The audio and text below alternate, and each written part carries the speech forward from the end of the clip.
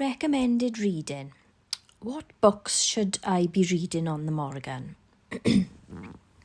Now, lots of people within the Morrigan's community like to give recommendations on what books they think people should read on the Morrigan. And on the flip side, lots of people always ask for recommendations of what they should read on the Morrigan. So there are plenty of books that have been written on the Morrigan, about the Morrigan, and many of them give guidance in those books of how you should go about setting up your own spiritual practice with the Morrigan.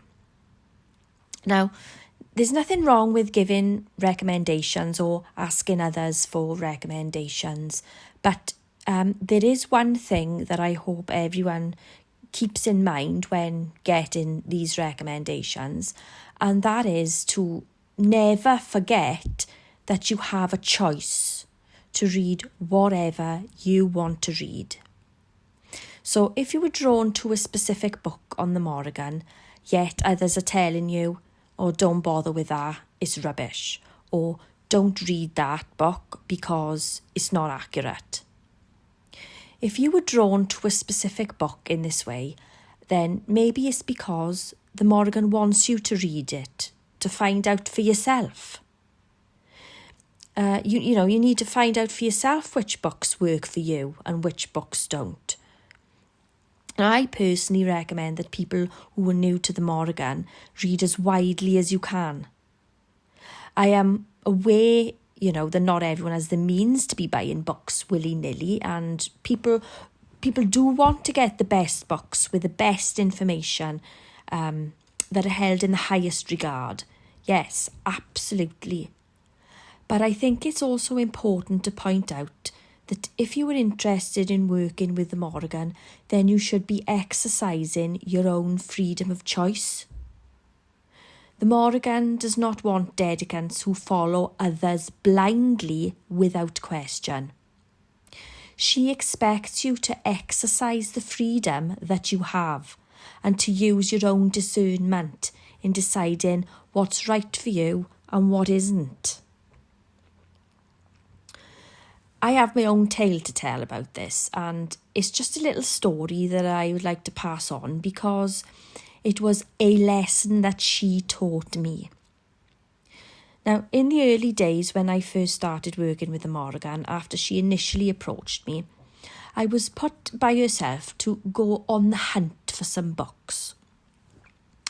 I bought several different books all in one fell swoop, and I studied them to the hilt. Now, I was well aware that some of these books were more academic, or some were centred on assisting with setting up a personal practice, and some were richer in quality information than others. Now, around about the same time, I'd been online engaging with people in the Morrigan's online community, and many of these people had a lot to say about each of these books. There was one book in particular that took a bit of a slamming, to be honest.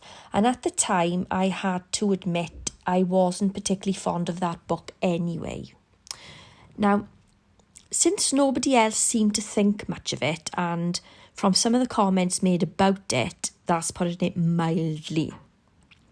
And so I decided I didn't want it in my collection.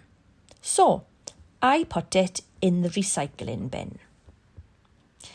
Now, years went by and I acquired some more books on the Morrigan. So I have books in my collection that are revered by many and some that are frowned upon by many.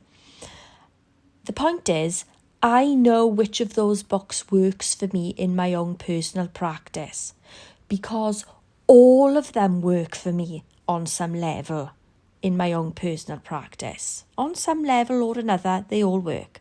So by reading widely on the Morrigan by a diverse group of authors, she has taught me to discern for myself which parts I need, to know what parts of those books are right for me to use in my personal practice with her that we have chosen together, regardless of what others think about that. So, do I have any regrets about throwing that book in the recycling bin now? Absolutely. Do I now see that, as much as I hate to admit it, that I allowed other people to influence my view of that book, when what I should have done is to keep it in my collection for future reference? Well, lesson learned. So I would urge people to also look into the books that are not generally recommended, because everyone's personal practice is their own to create. Asking for recommendations and giving recommendations is all well and good, but when there are people, and they are out there, who categorically tell you not to read certain books or are belittling you for your choice of reading, that is where problems start arising, because it interferes with your free choice. Now, I generally keep my choice of books to myself, because I'm well aware that there will be those who will say, that's an amazing book. Yeah, great.